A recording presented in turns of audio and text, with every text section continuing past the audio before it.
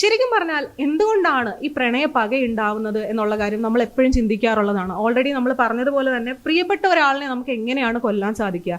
പ്രണയത്തിൽ നിന്ന് എങ്ങനെയാണ് അതൊരു പകയിലേക്ക് മാറുന്നത്? അപ്പോൾ പ്രണയ പക എന്താണ് എന്നറിയണം എന്നുണ്ടെങ്കിൽ ആദ്യം നമ്മൾ പ്രണയം എന്താണ് എന്ന് തീർച്ചയായിട്ടും ഒന്ന് മനസ്സിലാക്കേണ്ടതായിട്ടുണ്ട്. പ്രണയം എന്താണെന്ന് മനസ്സിലാക്കാൻ നമുക്ക് പല മാർഗങ്ങളാണുള്ളത്. ഒന്ന്, ഈ പറയുന്ന പോലെ നമ്മുടെ മെയിൻ സ്ട്രീം സിനിമകൾ അല്ലെങ്കിൽ നമ്മുടെ സാഹിത്യം ഇതിനകത്തൊക്കെ പോർട്രേ ചെയ്യുന്ന വളരെ ബ്യൂട്ടിഫുൾ ആയിട്ടുള്ള കളർഫുൾ ആയിട്ടുള്ള ഒരു പ്രണയത്തിന്റെ ഒരു ഇമേജ് നമുക്ക് കിട്ടും.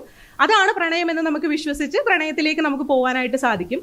അതല്ല എന്നുണ്ടെങ്കിൽ ഒന്നും കൂടി പ്രാക്ടിക്കലായിട്ട് അല്ലെങ്കിൽ ഒന്നും കൂടി സയന്റിഫിക് ആയിട്ട് എന്താണ് ശരിക്കും ഒരു പ്രണയത്തിലാവുമ്പോൾ നമ്മുടെ ബ്രെയിനിൽ സംഭവിക്കുന്നത്, എന്തൊക്കെ മാറ്റങ്ങളാണ് അപ്പോൾ നമ്മുടെ ബോഡിക്ക് ഉണ്ടാവുന്നത്, ഇത്തരത്തിലുള്ള കാര്യങ്ങൾ നമുക്ക് മനസ്സിലാക്കാനായിട്ട് സാധിക്കും. അപ്പൊ നിങ്ങൾ ചോദിച്ചേക്കാം, ഇനിയിപ്പോ ഒന്ന് പ്രണയത്തിലാവണമെങ്കിൽ ഇനിയിപ്പോൾ ലവിന്റെ ന്യൂറോബയോളജി ഒക്കെ പഠിച്ചിട്ട് വേണോ പ്രണയത്തിലാവാൻ? അതൊക്കെ അതിന്റെ വഴിക്കങ്ങ് നടക്കത്തില്ലേ എന്നുള്ള കാര്യം.